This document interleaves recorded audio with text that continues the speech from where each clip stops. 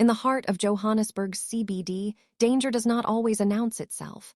Sometimes it waits quietly, blending into the noise, hiding in plain sight. That is what made the murder of Warrick Stock, known to the public as DJ Warras, so disturbing. It was not chaos that ended his life. It was patience.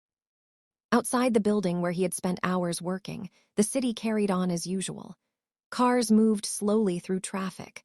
Pedestrians passed without looking twice. People sat on pavements, leaned against walls, checked their phones, rested their feet. In that environment, nothing about a person sitting beside a parked car would seem unusual. And that was the point. The suspect was already there. Not standing. Not approaching. Not running. Sitting. Right beside Warrick's car. According to police, this moment, quiet, ordinary, almost invisible, was captured on CCTV. The camera did not blink. It did not look away. It recorded the waiting, the positioning, the timing. Yet the public has never seen that footage. What the footage reportedly shows is not confusion, but certainty. The suspect did not appear unsure. He did not hesitate. He waited for the exact moment when Warrick exited the building and walked toward his vehicle while on a phone call. That short walk, a distance crossed thousands of times by people every day, became the final path of his life. The act itself lasted only seconds, but the waiting before it had taken much longer. Investigators know that waiting by a car is not accidental. In security analysis, vehicles represent predictable moments. People unlock them. People search for keys. People turn their backs briefly. Attention shifts just enough for a planned action to take place. The suspect understood this. He chose that moment with intention. This was not random violence. This was an ambush. Johannesburg has seen many crimes, but targeted attacks follow a different pattern. They are quieter, more controlled, less emotional. The suspect's decision to sit and wait showed confidence, not fear. It suggested knowledge.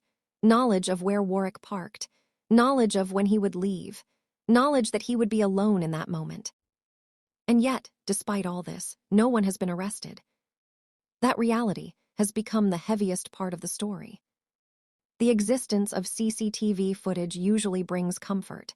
It suggests clarity. It implies that answers are coming.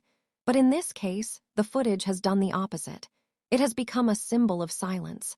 Police have confirmed that it exists and that it shows the incident. They have also confirmed that it will not be released to the public. No still images. No clips. No screenshots. Just confirmation. For the public, this has created a space where imagination fills the gaps. People wonder what the suspect's face looks like. They ask how long he waited. They question whether others were nearby. Police have stated that the footage suggests coordination, reinforcing the belief that more than one person was involved.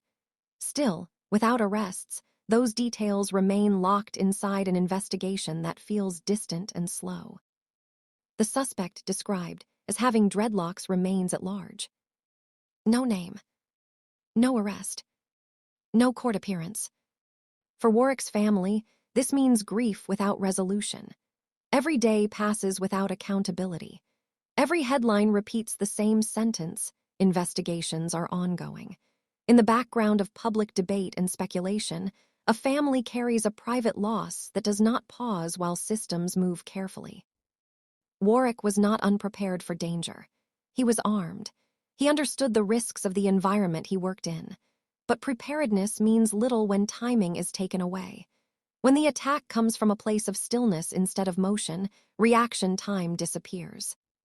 The building behind him, Zambesi House, carries its own history. Once hijacked, later reclaimed, it represents the kind of spaces where control is contested and power shifts create enemies. Warrick's role in managing security at such a building placed him in a position of authority. Authority disrupts illegal operations. Disruption breeds resentment. Police have not officially linked the building to the motive, but the proximity of events raises questions that cannot be ignored. He spent hours inside overseeing security installations. He exited the building. He was attacked outside. The location matters. What happened next is what troubles many the most. Life continued. Traffic moved again. People returned to their routines.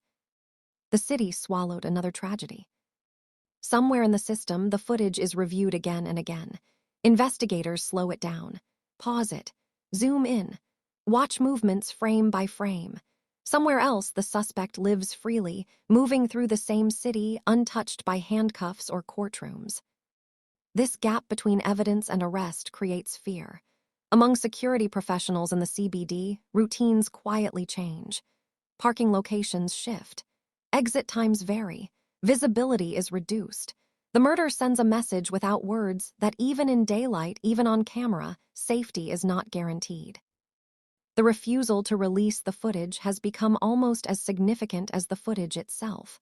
Authorities argue that releasing it could compromise the investigation, that suspects could be alerted, that witnesses could be influenced, that justice could be delayed rather than accelerated. But for many, the silence feels heavier than the risk. Because a camera that sees everything, but says nothing, becomes a reminder of powerlessness. Warrick Stock was more than a media personality. He was a professional operating in difficult spaces, navigating environments shaped by history, crime, and contested control. His death did not happen in secrecy. It happened in the open. And yet, accountability remains hidden. The suspect waited by the car. The camera recorded it. The city witnessed the aftermath. And still, no arrests have been made. Until that changes, the story remains unfinished, suspended in a moment where time stopped for one man but continues for everyone else.